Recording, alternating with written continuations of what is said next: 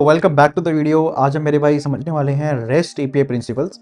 Rest API principles क्या होते हैं, रेस्ट एपीआई क्या होती है, आज हम ये चीज़ें कवर करने वाले हैं और समझेंगे कि कैसे एक नॉर्मल एपीआई में और जब आप प्रिंसिपल्स अप्लाई करके जब आप एपीआई बनाते हो तो कैसे क्या फ़र्क आता है। सबसे पहले आपको समझना है कि रेस्ट एपीआई होती क्या क्या है। ओके, तो शुरू करते हैं।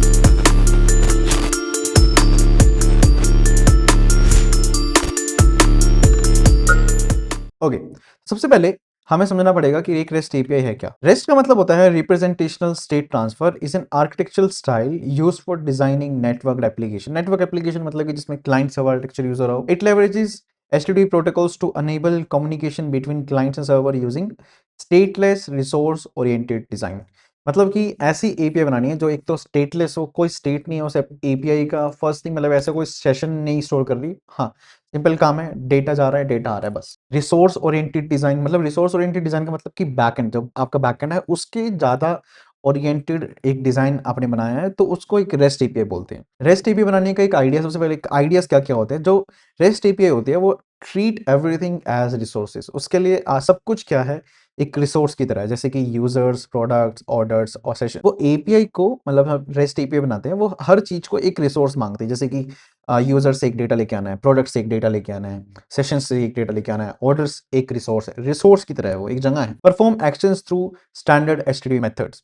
अब जब ये रेस्ट एपीआई कोई एक्शन परफॉर्म करेगी तो स्टैंडर्ड जो एचटीटीपी मेथड्स हैं उनको ये यूज करेगी। Keep communication stateless, stateless communication रहेगी। Use representation JSON XML to exchange information. आज जब ये डेटा को चेंज करेगी, हेडर्स भेजते हैं, बेसिकली आपको पता होगा एपीआई के अंदर हेडर्स भेजा जाता है टू अंडरस्टैंड कि क्या तरह का डेटा है, क्या तरह का डेटा आ रहा है, क्या तरह का डेटा जा रहा है। ठीक है। Make resources discoverable via URLs. और जो रिसोर्सेज हैं उनको डिस्कवरेबल बनाए। जैसे कि आपको यूजर्स का डाटा चाहिए तो उसके लिए एक एपीआई है, प्रोडक्ट्स चाहिए तो प्रोडक्ट्स के लिए एपीआईज है। तो make resources discoverable via URLs. अब रेस्ट के कॉन्स्टेंट्स क्या हैं। To qualify as a RESTful API an API must adhere to 6 architectural constants. मतलब कि कुछ रूल्स हैं। अगर एक रेस्ट एपीआई को रेस्ट एपीआई बोलना है अपने आप को तो उसका पहला रूल क्या है। First thing, client server architecture, separation of concerns between client and server. मतलब कि एक रेस्ट एपीआई ऐसी एपीआई होती है जिसमें सर्वर सर्वर रहता है, क्लाइंट क्लाइंट रहता है। मतलब ऐसा नहीं कोई मिक्स नहीं कराता हूँ। क्लाइंट अपना काम कर रहा है, सर्वर अपना काम कर रहा है। रेस्ट एपीआई क्लाइंट से रिक्वेस्ट लेके जाती है सर्वर पे, सर्वर से डेटा लेके आती है फ्रंट एंड पे, बस बात खत्म। इसे ये नहीं कि आधा घुसा हुआ है, मतलब बैक एंड थोड़ा घुसा हुआ है फ्रंट एंड में, फ्रंट एंड थोड़ा घुसा हुआ है बैक एंड में, तो ये सब नहीं होता। सेपरेशन होनी चाहिए क्लाइंट सर्वर के बीच में। Each evolves independently. अगर कुछ क्लाइंट पे अपडेट आ रहा है तो सर्वर पे उसका कुछ फर्क नहीं पड़ रहा। अगर सर्वर पे कोई अपडेट है तो बैक एंड फ्रंट एंड में फर्क नहीं पड़ रहा। हाँ, अगर ऐसा कोई अपडेट है जो डेटा ट्रांसफर की चीज़ है वो बात अलग है। बट वैसे अगर कुछ हम फ्रंट एंड को अपडेट कर रहे हैं तो बैक एंड को दिक्कत नहीं है, बैक एंड अपडेट हो रहा है तो फ्रंट एंड को दिक्कत नहीं है। ठीक है। तो statelessness, every request must contain all necessary information, server does not store client session data, enhances scalability and simplifies horizontal scaling.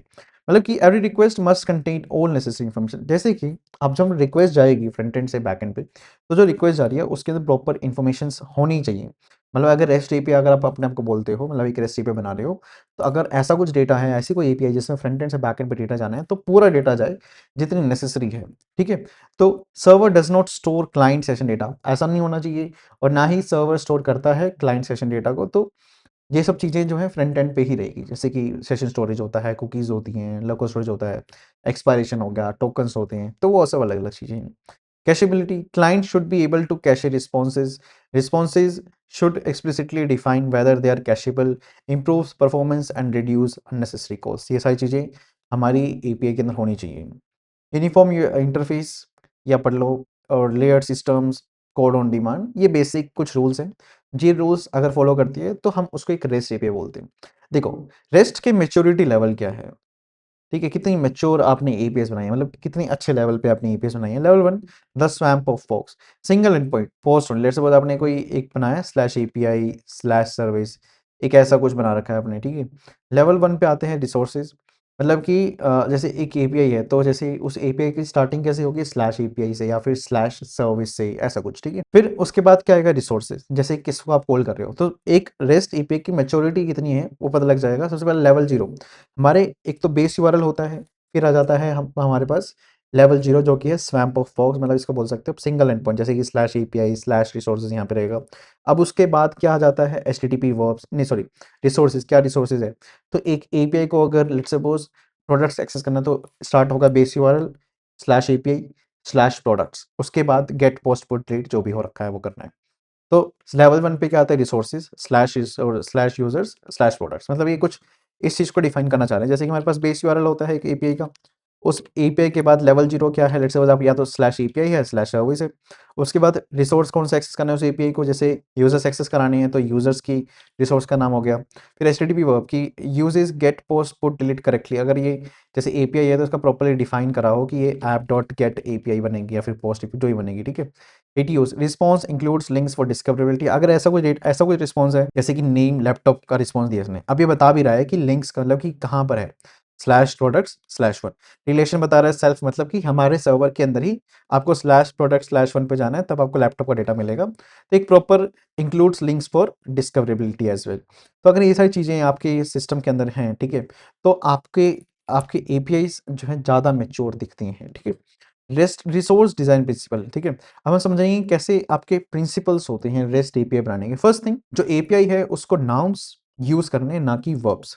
Nouns कैसे कि जैसे कि स्लैश यूजर्स यूज कर लिया, स्लैश प्रोडक्ट्स यूज कर लिया, ना कि वर्ब्स आप प्रॉपर लिख रहे हो कि slash product slash create user get one product get one delete product, ये सब ड्रामे नहीं चाहिए आपको। प्रॉपर एक रिसोर्सेज के नाम या फिर प्रॉपर नाउन्स के नाम होने चाहिए, वर्ब्स नहीं होने चाहिए उस एपीआई के अंदर।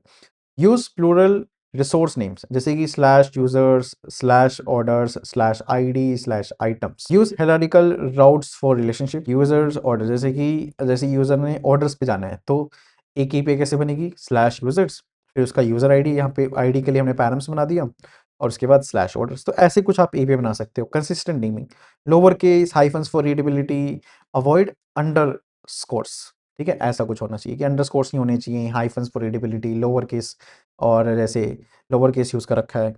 फ़िल्टरिंग, सॉर्टिंग, पेजिनेशन, जैसे यूज़ क्वेरी पैरेंथेसिस, जैसे अगर कैटेगरी निकालनी है तो कुछ आपने मतलब बॉडी के अंदर डेटा ले रखा, उसके लिए सिंपली आपने क्या करा, क्वेरी पैरामीटर डिफाइन कर दिया। अगर कुछ शॉर्ट कराना था, सॉर्ट प्राइस असेंडिंग ऑर्डर, तो इसके लिए आपने क्या है स्पेसिफिकली बॉडी के अंदर डेटा नहीं भेजा, आपने एपीआई के अंदर ही बना दिए और वहाँ से डेटा चले गया। तो ऐसे तरीकों से आपको क्वेरी पैरामीटर्स यूज़ करने हैं फ़िल्टरिंग में, सॉर्टिंग में, पेजिनेशन में, ठीक है। तो ये कुछ प्रिंसिपल्स थे, आपने 5 प्रिंसिपल्स यहाँ पे पढ़े। HTTP methods and their semantics, जैसे कि गेट है, रिट्रीव अ मैसेज, जैसे अगर हम गेट एपीआई बनाते हैं उसका काम मोस्टली यही होना चाहिए कि retrieve a resource, should not modify state, मतलब उसका कोई काम ऐसा कुछ मॉडिफिकेशन का नहीं होना चाहिए। मतलब ऐसा बना तो सकती हो कि गेट एपीआई कुछ मॉडिफाई कर रही है, बट ऐसा नहीं होना चाहिए, ये आपके प्रिंसिपल्स नहीं है अच्छे।